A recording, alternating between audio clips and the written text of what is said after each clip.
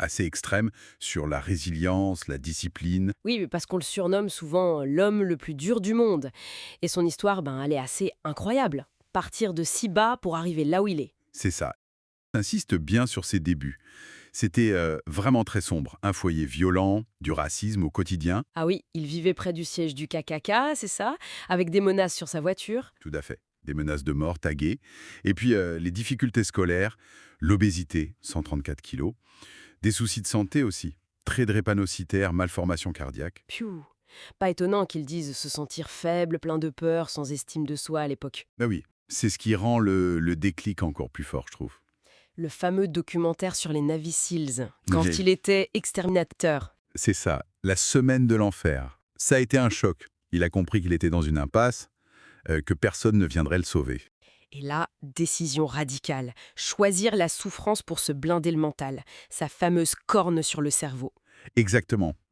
Et l'idée un peu paradoxale de se voir comme le plus faible pour devenir le plus fort. Et ça a mené à des exploits, surhumains presque. Ah oui, niveau militaire, c'est unique. SEALs, Army Ranger, contrôleur aérien tactique de l'Air Force. Personne d'autre n'a fait les trois. Il a survécu à 3 semaines de l'enfer, dont une avec des fractures. Oui, fracture de stress multiple, une hernie et puis les exploits d'endurance.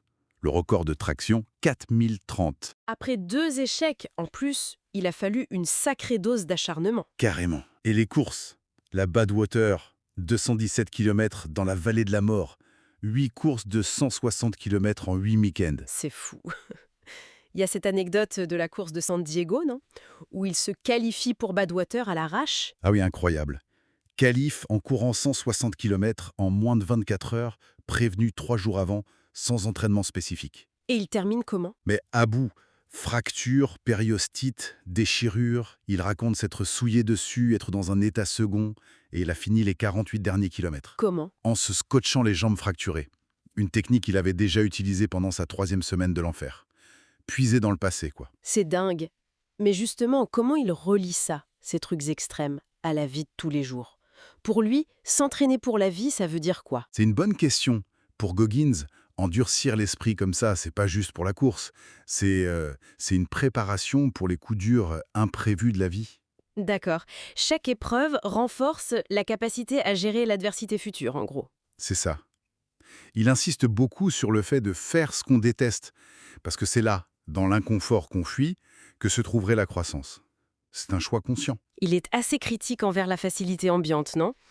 Il dit que ce serait presque facile de réussir aujourd'hui. Oui, parce que selon lui, beaucoup manquent de ténacité, d'autodiscipline. C'est un peu provocateur, mais ça rejoint sa philosophie. Et il propose des outils concrets, le miroir de responsabilité par exemple. Ah oui, ça c'est puissant. Écrire ses défauts sur des post-it, les coller au miroir et les regarder tous les jours jusqu'à ce qu'on les ait corrigés. Fini de chercher des excuses ou de blâmer les autres, quoi. Exactement. Responsabilité individuelle totale. Et il y a aussi le pot à cookies, le cookie jar. Alors ça, c'est quoi? Manger des cookies quand ça va pas? Non, pas vraiment. C'est une métaphore. C'est une réserve mentale de tes succès passés. Des moments où tu as surmonté des difficultés. Ah, d'accord. Et quand t'es dans le dur, quand t'as envie de lâcher, tu plonges la main dans ce pot à cookies mental pour te rappeler de quoi tu es capable. C'est un carburant. Je vois. Utiliser ses propres victoires passées pour alimenter le présent. C'est malin. Et son dialogue interne aussi. Transformer le négatif en positif. La douleur devient un moteur. Oui, il dit se répéter «je suis l'enculé le plus résistant» ou des choses comme ça. Et cette idée de prendre l'âme de l'adversaire. C'est ça. Retourner l'attaque contre l'attaquant. Si un instructeur essaie de te briser, tu utilises ça pour te renforcer encore plus. C'est presque psychologique. Une sorte de jujitsu mental, oui. Et il insiste sur le fait que cette force vient de l'intérieur, qu'il faut trouver son pourquoi. Tout à fait. Ça demande de l'introspection, du silence, pas juste suivre les autres ou chercher la validation externe. Et le bonheur, pour lui, c'est pas le repos. Non, pas du tout.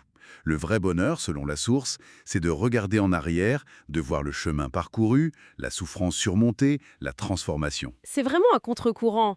Quand je cours, je ne m'entraîne pas pour une course, je m'entraîne pour la vie. Cette phrase résume bien. Oui.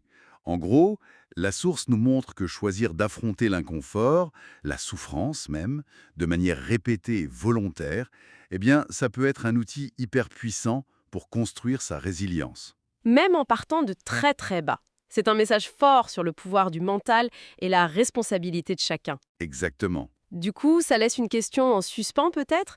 Quelle place on pourrait donner, nous, à une petite dose d'inconfort choisi au quotidien, juste pour voir si ça peut repousser un peu nos propres limites perçues. One thing that changed my life is my grandfather. He told me, you're going nowhere in your life, not being anything. As bad as that hurt me, it got me to pull my head out of my ass. So learn to stay hard, have thick skin, and do what's right. Stay hard.